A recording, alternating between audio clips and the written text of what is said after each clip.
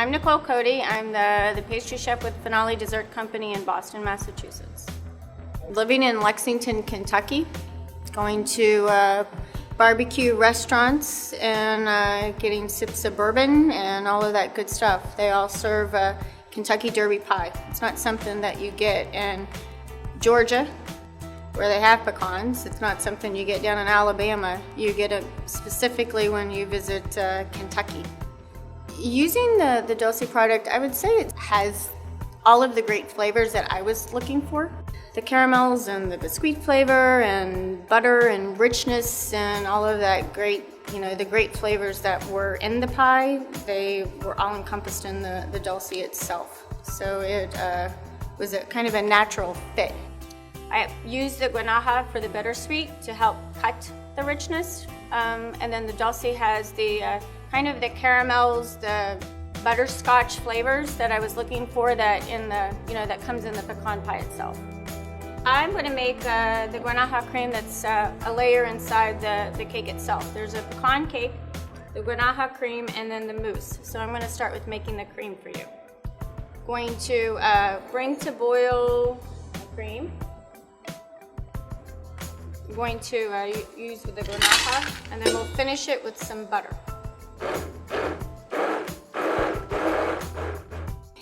The mousse itself is made with a kind of a patibon that's, instead of using sugar, it has the honey in it, a little bit of gelatin, and then the whipped cream folded in at the end. It's typically go with a soft to medium whip, so it's very easy to pour.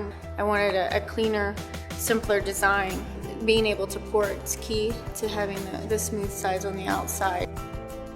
And then the top is a caramel glaçage, which I burned the caramel the day before and then let it set so that it kind of reaches the final viscosity that it's going to have. And then I blend that with the crystal and a little bit of sea salt, so it kind of cuts through all that sugar and everything else that I have going on in that cake. I was trying to figure out what I wanted to do with the chocolate element on top of it, because I knew I wanted it up there because of what was on the inside, and settled on horseshoes. So they're cut in to look like horseshoes, which is the derby, the whole derby thing. And then there's one of them is this nice, wonderful, plain, clean track, horseshoe and all that stuff. And then the other one is the piece that's been like the roughed up track. I do some demonstrations throughout the year, and one of the advantages is, without fail, the Valrhona brand is always the one that the guests identify with as being a higher quality, and it helps them to understand why, when they come into our restaurants, why I'm choosing to use that brand. I mean, one of the reasons why I do like Valrhona is the consistency. There's already so many variables in operating a kitchen that you want to fine tune and eliminate as many variables as you possibly can, so that you can, when there is a breakdown, you can drill down on something, and eliminating worrying about the chocolate that you're using is a big one.